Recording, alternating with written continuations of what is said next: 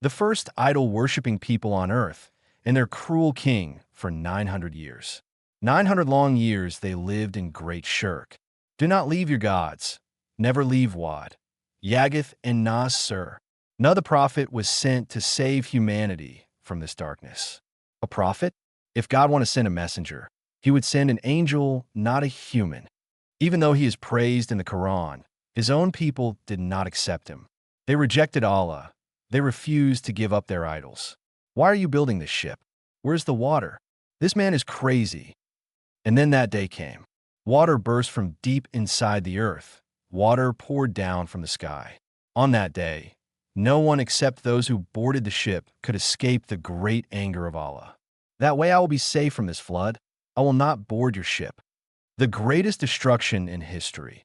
According to the report of Ibn Abbas radiallahu anh, during the 10 generations between Adam and Nuh, all people were upon Islam. There was no such thing as shirk yet. No one even imagined placing partners with Allah. But time was that quiet enemy that changes everything. It moved silently. Generations came and went, and each new generation moved a little further away from the first purity. When Idris was raised to the sky, he left behind a deep emptiness. People felt the absence of that great prophet, but among them were righteous people who continued his teachings. Wed, Suah, Yigis, Yegik, and Nezron. 5 names, 5 righteous men who followed the way of Idris. They lived the religion, taught people, and guided them. They had a very high place among the community. People loved them, listened to them, and followed their advice. Years passed. These important, wise people died. Each death left a deep sorrow in the hearts of the people. How can we forget them? People whispered. They did so much good for us. They guided us to the right path. We must remember them, they said. Then came that quiet idea. No one knew where it came from, but it sounded very logical. Make their statues. Place them where they used to sit. When you see them, you will remember them. You will remember their goodness, their advice, their kind words. People looked at each other. It sounded reasonable. Only for memory, only to not forget, not for worship. Allah forbid. Only to remember these righteous people. And the first statues were made. A statue of Wed where he used to sit. A statue of Suah where he used to sit. Each statue carried the name of that person. When people passed by, they stopped and remembered those righteous men and the good days. At first, no one worshipped them. No one even thought of such a thing. They were only memories, stone statues, lifeless shapes, only reminders, but time passed. Another generation came and went. The last people who knew the real story of these statues also died. Now no one knew what these men were really like. Only the statues remained and exaggerated stories around them. The stories grew with each telling. Wed was no longer only a wise man. People said he had divine powers. Suah and Yegis also.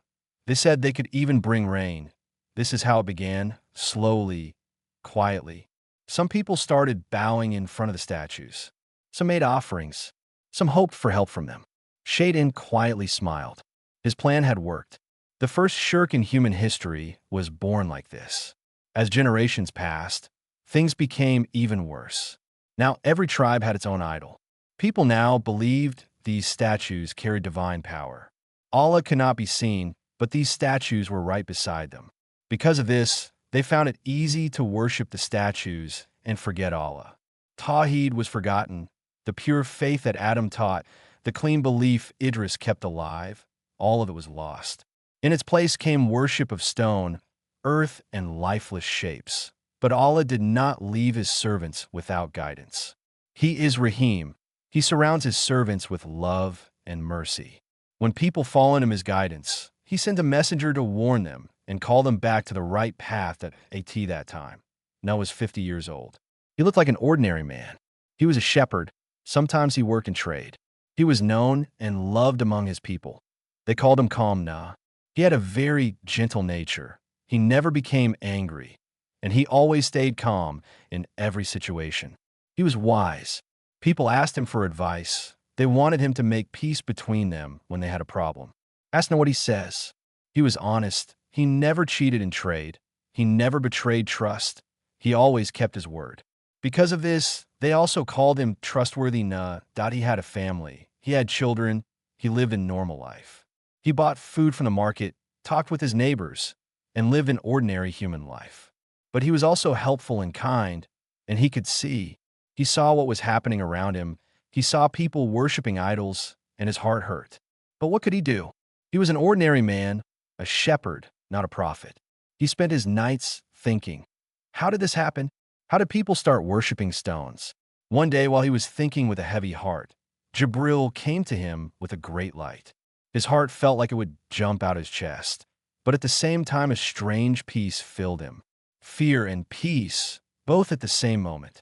Nuh, the angel said, his voice sounded like thousands of voices speaking the same word at the same time. Allah has chosen you.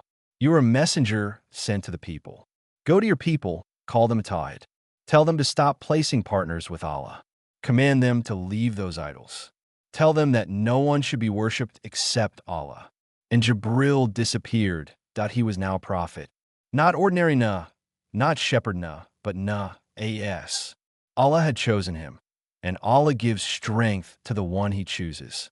In the Qur'an and the Hadith of the Prophet Sallallahu Alaihi Wasallam, Nuh, as, is mentioned many times. The 71st surah of the Qur'an carries his name and tells his struggle for Tawhid from beginning to end. As a renewed Nuh, as the messenger of Allah, he would first begin inviting his close family.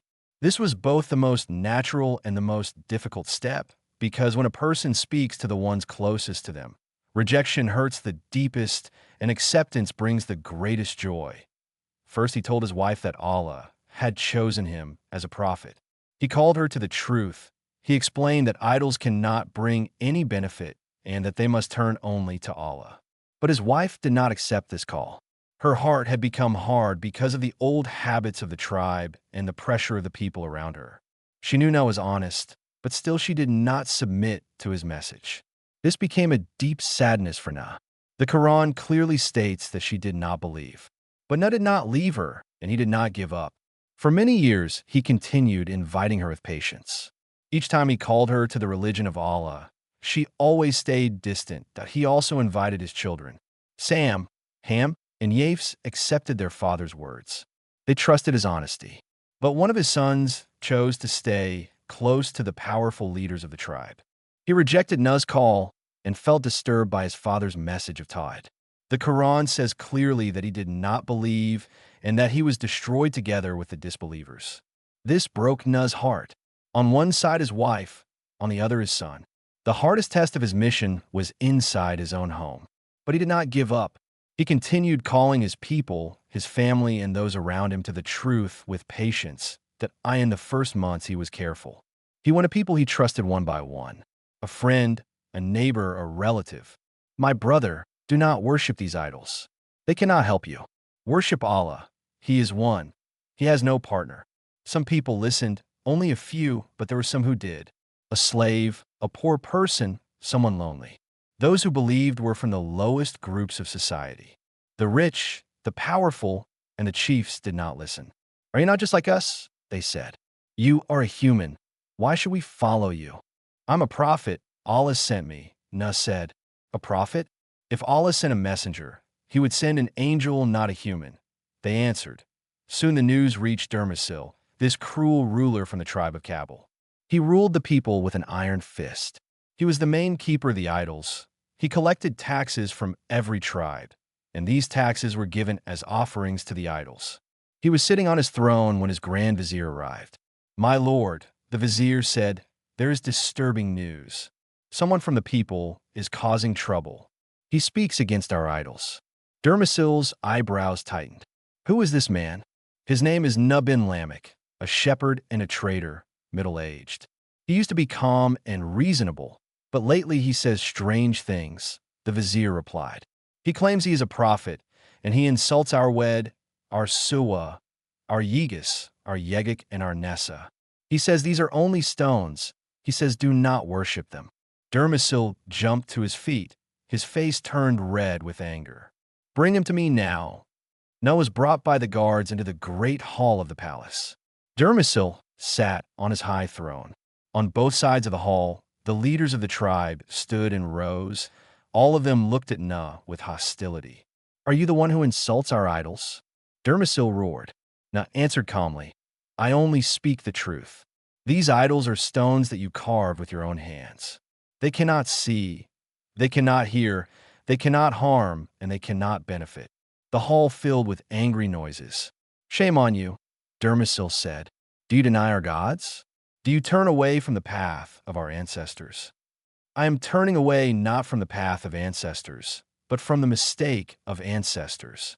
And I call you to return to Allah. There is no God except Him." "Who do you think you are?" shouted one of the chiefs. "You are a human like us. What makes you special?" "Allah chose me," Nuh said. "He sent me as a prophet." The hall exploded with laughter, mocking and insulting laughter. "A prophet?" Dermisil said. "You are a shepherd. How can you be a prophet?" "Yes," Nuh said with a strong voice, "and I tell you, return to Allah, leave the idols, believe in Tawhid. If you do not, the terrible end your ancestors faced in the grave will come to you too." Dermisil lifted his hand. The guards beat him without mercy. Nuh fell to the ground, but he did not groan, he did not cry. Only one prayer came from his lips. "Ya Rabbi, give me patience." Nuh walked out of the palace, stumbling. His body hurt, and every step brought pain, but his spirit was not defeated. Years began to pass. 1 year, 5 years, 10 years, and 50 years. It did not stop. Every day, every hour, every minute he kept calling his people. Sometimes to someone he met in the street at night, sometimes in the market at midday, sometimes while visiting someone's home. He used every chance. But every call only increased their resistance. Years passed, hundreds of years. New generations grew up, while Nuh continued calling them. Nuh spoke to these new generations too, the same words, the same warnings, the same good news. But they also refused to listen. "This man," they said, "spoke to our fathers too. They did not believe. Why should we?" Sometimes Nuh told them, "Fathers make mistakes. Do not repeat the mistake of your fathers." "Are you insulting our ancestors?" they shouted. Nuh with patience said, "I'm trying to save them. They made a mistake, but you still have time. You can return." They did not listen. Each new generation was more stubborn than the one before, more cruel, more careless. Years passed until they reached 900. One day Nuh, A.S., was shaken by a heavy message that Jibril brought. The judgment was now close. Allah told him this truth. "O Nuh, from your people no one else will ever believe except those who have already believed. Do not be sad because of what they do." This was a turning point. Nuh raised his hands to the sky. This time his dua was not for guidance, but for the earth to be purified. His voice carried the weight of 9 centuries of pain. "My Lord, do not leave on the earth even a single disbeliever alive. Because if you leave them, they will mislead your servants, and they will give birth only to corrupt and ungrateful children." The heavens trembled with this dua, and the command came, "Build the ship under our eyes and according to our revelation." Nuh took his axe. He turned his back to the city and walked toward that dry hill far from water, days away from the sea. Only the 80 believers and his loyal sons were with him. Kenan stayed behind, celebrating in Nevland's shining palace. None of them understood that every strike of Nuh's axe was counting down to their own end. Revelation had come. Words were finished.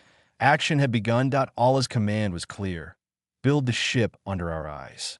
But there was no wood, no timber. Nuh went to the dry lands outside the city. He planted saplings. These were not normal trees. They were strong trees known as Indian oak, resistant to water rot in time. His people laughed again. "Look at him. Now he has become a farmer. He is planting trees that will not even grow in our lifetime." Nuh stayed patient. For 40 years, yes, 40 long years, he waited for the trees to grow. During that time, the people became even more rebellious. Their cruelty reached the sky. And while Nuh watered the trees, his tears fell into the soil. Every sapling was being raised for the coming flood. When the trees finally became huge, Nuh took his axe again. With the believers, he began cutting them. Soon that barren hill turned into a construction site. Jibril alayhi salam came in person and taught Nuh the plans of the ship. This was not a human invention. It was a structure designed by divine wisdom. When the keel of the ship appeared, those who saw it gasped. Its length was 300 cubits, about 150 to 200 meters. Its width 50 cubits, its height 30 cubits. The front part looked like the chest of a bird, able to cut through even the wildest waves. The wooden planks were not only locked together, but also nailed with iron. For the first time in history, iron and wood were joined with such strength. Nuh sealed the gaps with tar, making the ship waterproof. The ship had 3 levels. But the strangest thing was where it was being built, far from the sea, on a dry desert hill where not even a river passed. Under the burning sun, the skeleton of a giant ship rose. This sight became a constant reason for the people to mock. When the news reached Nevland's palace, the king and his followers came to the construction site just to laugh at it. Nevland, sitting on his horse, shouted at Nuh, who was carving wood with sweat on his forehead. "Oh Nuh, you failed at being a prophet, and now you became a carpenter." His men burst into laughter. Another one shouted, "How will you make the ship move? Will you make oxen pull it, or do you think the wind will blow it into the air? There is no water here, no water." Nuh, put down his tool. He wiped the sweat from his forehead and said, "You are laughing at us now, but know that soon we will laugh at you, just as you laughed at us. Then you will know who will face the disgraceful punishment and who will suffer the lasting torment." They laughed again. "He is crazy," they said. "A foolish old man building a ship in the desert." They did not know that water would not come to the ship. The sky and the earth would become water and surround the ship. The construction of the ship was finished, a mighty structure covered in black tar, looking like a fortress. The believers finished their preparations. Allah had already told Nuh the sign for the beginning of the flood, when the tenor boils. Tenor means the oven where bread is baked, a place of fire, the opposite of water. One morning at dawn, they were standing near the tandoor in Nuh's house, or according to another report, a special place inside the ship. When they looked to light the fire, they saw something unbelievable. From the dry ground, from the place where fire normally burns, smoke did not rise. Water began to boil and burst upward. Water was rising from the place of fire. Nuh understood. The time had come, the delay was over. His face turned pale, but his voice did not shake. He turned to those beside him. "Quickly," he said, "the command of Allah has come.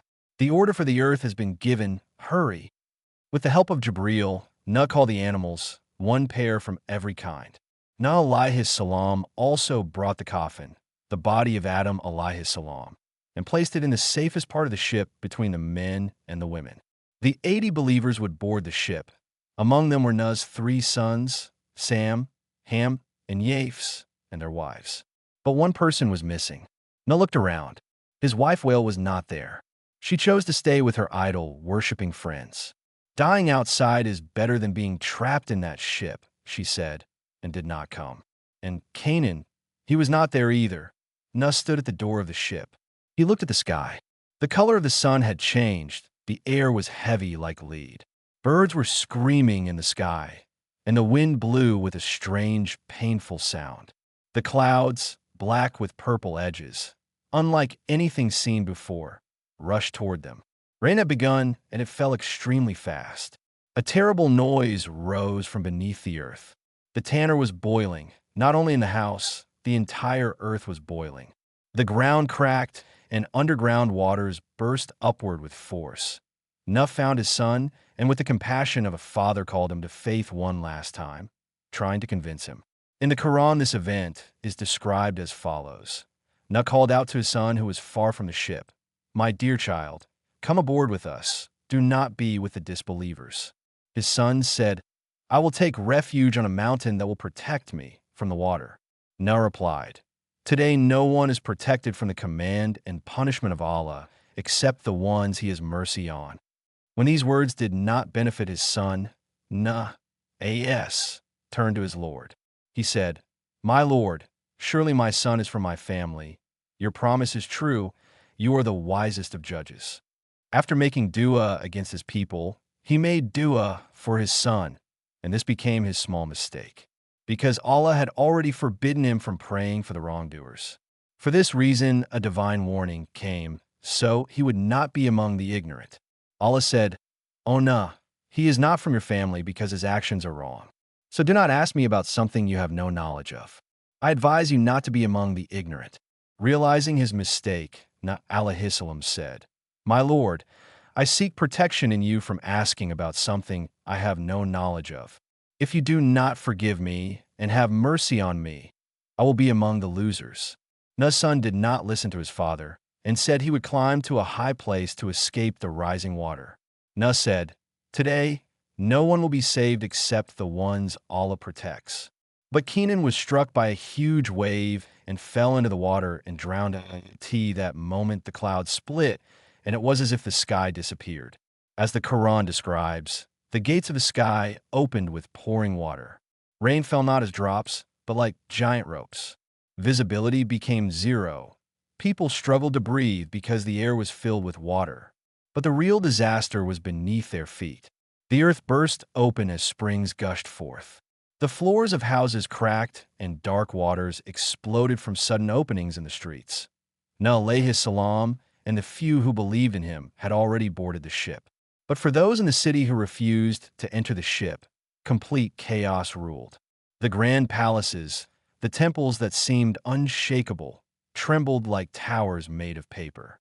The giant statues in the square, Yigis, those stones before which people bowed and said, "Protect us," when the floodwaters reached the square, the bases of the idols were washed away. Then with terrible thunder, those massive idols fell face first and sank into the water. The same people who worshipped them were now running to avoid being crushed by those stones. Nevilan climbed to the highest floor of his palace. His eyes were filled with the emptiness of disbelief.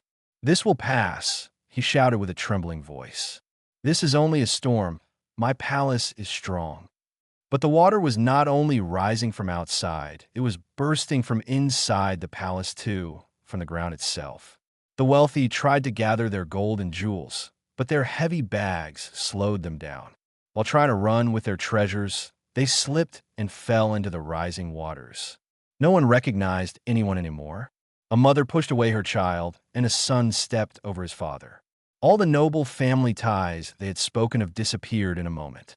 When death came close, there was only panic for survival. Now the Prophet and the believers, however, were safe. Once the ship began to float on the water, their ship was moving between waves as tall as mountains. Nuh calmed the people inside. "Do not fear. The promise of Allah is true. We are under his protection." Allah says, "The ship carried them between waves like mountains as a reward to Nuh who had been denied. The ship sailed under our watch, and we left it as a sign. Is there anyone who will take heed? O people, look how my punishment and warnings are." Before boarding the ship, Nuh alayhi salam had been taught this dua, and through it he remained safe. "All praise is for Allah who saved us from the wrong-doing people. My Lord, let me land in a blessed place. You are the best of those who host and honor." According to narrations, the flood began on the first day of the month of Rajab, and the ship sailed on the water for 6 months. The flood reached its peak. Even the highest mountain peaks were covered with meters of water. Cities no longer existed. Kings, slaves, palaces, treasures. Everything became equal. All of it was only water and mud. In the land where Nuh lived, not a single person remained alive except those inside the wooden ship. Outside, there was only the whistling wind and the crashing of the water. A terrible silence, the silence of death. The ship, however, continued floating between waves like mountains under the watch of Allah. Inside the ship, the believers were in sujud of gratitude. Those outside had become examples of a warning. The world was being washed, purified from its corruption, but this cleansing came with a heavy price. Then Allah commanded the earth and the sky, "O earth, swallow your water, and O sky, stop your rain." With this divine command, the waters began to recede, and the ship came to rest on Mount Judi on the 10th day of the month of Muharram, the day of Ashura. Then Allah said to Nuh alayhi salam, "O Nuh, disembark with peace and blessings from us upon you and the nations that are with you." There will also be nations whom we will allow to enjoy this world for a time. Then a painful punishment will touch them. In the verses it is said, "We saved Nuh and those with him in a fully loaded ship. We made them successors, and we drowned those who denied our signs in the sea." So look what was the end of those who were warned but did not believe. During its 6 months on the water, the ship traveled across the world. After Nuh alayhi salam left the ship, he established a settlement called Seaman in near Mount Judy. According to another narration, Nuh stayed in the ship for 150 days. Allah guided the ship to Mecca. It circled the Kaaba for 40 days and then headed toward Mount Judy, where it stopped. The remains of the ship are believed to still be somewhere on that mountain.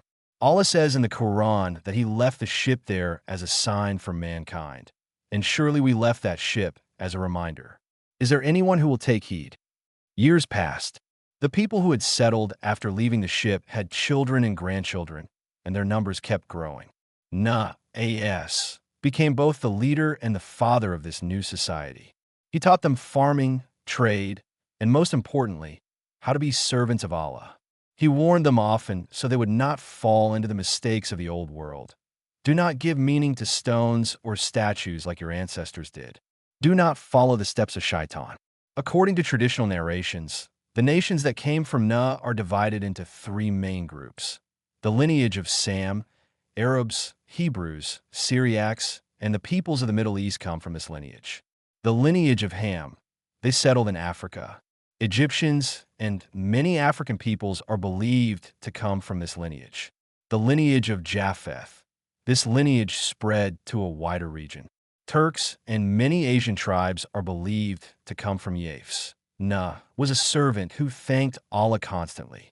When eating, drinking water, or putting on his clothes, he always said, Alhamdulillah. This character was his greatest legacy to the new generations. Nuh reached the end of his 1,000-year life and passed away among the believers. As he left the world, maybe his life passed before his eyes like a film. The days he worked as a carpenter, the stones thrown at him, the fear inside the ship, the terror of the flood, the peace on Mount Judy, all of it was like a short dream. I found this world like a house with 2 doors. I entered one door, and now I exit the other. His sons and grandchildren buried him. His exact burial place is not known. Some say Chizr, some say Makkah, some say Najaf. Yet his true resting place was in the hearts of the believers. He became a symbol of patience, gratitude, and strength. The ship remained on top of Mount Judy for centuries as a sign. Its wood may have decayed, but its story did not. And when the day of judgment comes, people will be gathered. Nuh alayhi salam will be called. Did you deliver the message? He will be asked. His people will say no, trying to deny it. But the Ummah of Muhammad sallallahu alayhi wasallam will testify, yes, Nuh delivered the message. We read this in our book and believed. Peace be upon Nuh.